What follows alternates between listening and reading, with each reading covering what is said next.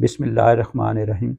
मैं हूं मलिक ज़फ़र महमूद और यहाँ पे आज मैं हाज़िर हुआ हूँ AR रियल एस्टेट के प्लेटफॉर्म से।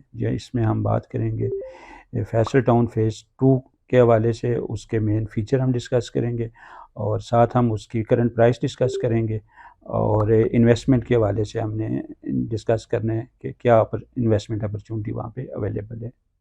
अच्छा, ये फैसल टाउन फ़ेज़ 2 चौधरी अब्दुल मजीद साहब का प्रोजेक्ट है। चौधरी अब्दुल मजीद साहब के नाम से कौन वाक़िफ़ नहीं है, स्पेशली वो लोग जो प्रॉपर्टी से जिनका कुछ तल्लुक़ है या प्रॉपर्टी बिज़नेस में उनकी एक्टिविटीज़ हैं, वो तो इनको अरसद-दराज से जानते हैं। इन्होंने इससे पहले भी मतलब जो है ना वो कमोबेश 13-14 प्रोजेक्ट डिलीवर किए हैं और ना सिर्फ़ वो डिलीवर किए हैं बल्कि उनको इंटरनेशनल लेवल का डिलीवर किया है। उनको बैरिया पाकिस्तान में अगर उनकी एग्ज़ाम्पल देखी जाए तो मतलब जो है ना बैरिया और DHA के लेवल के डिलीवर किए हैं। इनके में इन्वेस्टमेंट के हवाले से ये है कि इनका ये प्रोजेक्ट जो है ना ऑलरेडी 12 तारीख को लॉन्च हुआ था और 2 दिन में इनकी सारी इन्वेंटरी जो है ना वो सोल्ड आउट हो चुकी थी। और मेरे ख़्याल में जो है ना रियल एस्टेट की जो है ना वो हिस्ट्री में इतना जल्दी किसी भी प्रोजेक्ट की इन्वेंटरी सोल्ड आउट नहीं हुई है। और मतलब जो है ना ये स्पेशली इसका बैकग्राउंड क्या है, इसका बैकग्राउंड यही है कि चौधरी मजीद साहब के ऊपर लोगों का ट्रस्ट है, उन्होंने उनकी डिलीवरी देखी हुई है और जो है ना उनका स्टैंडर्ड को वो जानते हैं और मार्केट में उनका एक नाम बना हुआ है, उसी के ऊपर लोग इन्वेस्टमेंट कर रहे हैं। अच्छा, फैसल टाउन फ़ेज़ 2 का जो मेन फ़ीचर है ना वो उसकी लोकेशन है। प्रॉपर्टी में वैसे भी जो है ना वो लोकेशन को बड़ी इम्पोर्टेंस दी जाती है और यही कहा जाता है कि जी प्रॉपर्टी में लोकेशन सबसे अहम चीज़ है, लोकेशन होती है। अच्छा, लोकेशन के साथ-साथ इसकी एक्सेसिबिलिटी के हवाले से मैं बात करूँगा तो 3 एक्सेसिबिलिटीज़ 3 साइड से आप इसको एक्सेस कर सकते हैं। एक जो है ना वो जो मेन इसी एक्सेसिबिलिटी के हवाले से है वो ठलिया इंटरचेंज से आप एंटर होंगे, आगे कुछ 2-3 किलोमीटर आगे जाएँ या मेरे ख़्याल में 7-8 किलोमीटर का मैक्सिमम 7-8 किलोमीटर के डिस्टेंस तक जो है ना ये फैसल टाउन फ़ेज़ 2 फैला हुआ है। On the other side of the road अगर आप चक्री रोड से इसको एक्सेस करना चाहें तो चक्री रोड से तो मेन चक्री रोड से आपको इसकी एंट्रेंस मिल जानी है। वहाँ पे चक्री रोड के ऊपर इसका गेट शेड बनेगा और वो उसकी चक्री रोड की एक्सेसिबिलिटी हो जाएगी। तीसरी एक्सेसिबिलिटी इसकी जो है ना वो जो है ना आनी है जब ये रिंग रोड बनेगा। रिंग रोड से जब ये बनेगा तो साथ ही इसको जो है ना वो ठलिया इंटरचेंज से रिंग रोड की भी एक्सेसिबिलिटी हो जाएगी।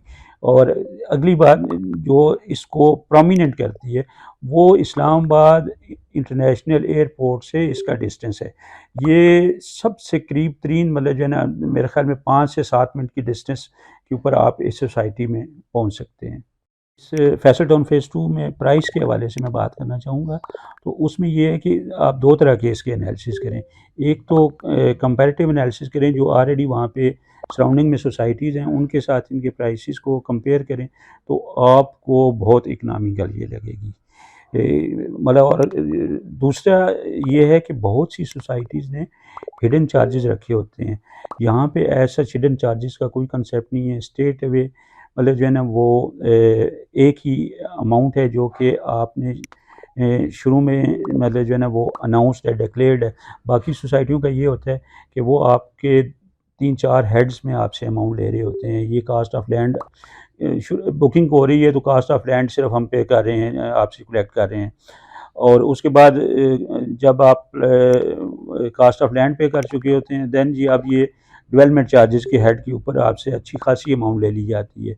उसके बाद यूटिलिटी चार्जेस आ जाते हैं, फिर मतलब जो है ना ये मेन रोड चार्जेस हैं जी। मेन उन्होंने जो आपको बता दिया है वो ये फ़िक्स अमाउंट है और आपने ये अमाउंट इंस्टॉलमेंट में देनी है। तो इसलिए इस लिहाज से ये बड़ी इकोनॉमिकल इन 2 फैक्टर की वजह से मैं इसको समझता हूँ कि ये वो इकोनॉमिकल प्राइस है। प्राइस का दूसरा फैक्टर जो मैं आपसे साथ डिस्कस करना चाह रहा हूँ कि आपको बाकी सोसाइटीज़ में जो पेमेंट प्लान मिलता है वो आपको कोई सोसाइटी 2 साल का पेमेंट प्लान दे रही है, कोई 2.5 साल का दे रही है, कोई 3 साल का दे रही है। अच्छा, यहाँ पे आपको पेमेंट प्लान 4.5 साल का मिल रहा है। 4.5 साल आज के दिन से अगर आप भी शुरू करेंगे ना तो 4.5 साल ये प्रैक्टिकली 4 साल से ज़्यादा ही बन जाएँगे, 5 साल तक भी बन सकते हैं। आजकल मतलब जो है ना एक प्रॉपर्टी में सेकंड मतलब जो मैं आपसे बात करना चाह रहा हूँ ये कि आजकल हम ये समझते हैं कि प्रॉपर्टी में रिसेशन चल रहा है। लेट्स सपोज़ कि ये रिसेशन जो आजकल मौजूद है, साल चलेगा, 2 साल चलेगा, 3 साल चलेगा, उसके बाद यही प्रॉपर्टी आपको एक अच्छी यील्ड दे रही होगी और उस वक़्त भी ये जो आज आपने इन्वेस्टमेंट की हुई होगी, ये आपको एक अच्छा यील्ड दे रही होगी। तो इसलिए मतलब जो है ना, मैं ज़ाती तौर पे ये समझता हूँ कि रिसेशन के दौर में भी आप अगर लॉन्ग रन के ऊपर अगर आपको कोई पेमेंट शेड्यूल के ऊपर प्रोजेक्ट मिलता है, तो आप डेफ़िनेटली उसमें जाएँ। इन्वेस्टमेंट अपॉर्चुनिटी के हवाले से मैं बात कर रहा था, तो शुरू में मैंने आपको बताया कि ये ऑल्दो कि ये प्रोजेक्ट जो है ना, ये सोल्ड आउट है। सोल्ड आउट मतलब 5 मरला 10 मरला 5 मरला 8 मरला प्लाट तो टोटली मार्केट में अवेलेबल ही नहीं है, मतलब उनकी नई बुकिंग तो पॉसिबल ही नहीं है। अगर कहीं किसी को लेना भी है तो वो आपको थोड़े बहुत ओन के ऊपर मार्केट से अवेलेबल होगा। बाकी जो इन्वेंट्री है, जो 10 मरले की इन्वेंट्री है, 14 मरले की इन्वेंट्री है, कनाल की इन्वेंट्री है, 2 कनाल की इन्वेंट्री है, तो उसमें एक लिमिटेड सी ऑफ़र जो है ना वो अवेलेबल है। अगर वो उसके लिए आप उसको अवेल करना चाह रहे हैं, तो आप हमारे साथ रब्ता करें और उसकी बुकिंग हम आपको करवा के दे सकते हैं। आपको ये इन्वेस्टमेंट अपॉर्चुनिटी अट्रैक्ट करती है, तो आप हमारे साथ रब्ता करें। उसके लिए हमारे नंबर मौजूद हैं, हमारी टीम मौजूद है, उनसे रब्ता करें और इसके बारे में डिटेल इन्फॉर्मेशन हमसे लें। बाकी हम मतलब जो है ना वक्तन-फ़क्तन आपको वीडियो बना के इसके ऊपर अपडेट देते रहेंगे। उसके लिए आप हमारा चैनल सब्सक्राइब करें और कोई क्यूरी हो तो वो उसको कमेंट में जो है ना आप हमारे साथ शेयर करें, सो दैट कि हम उसके ऊपर आपको up to date information deliver कर सकें।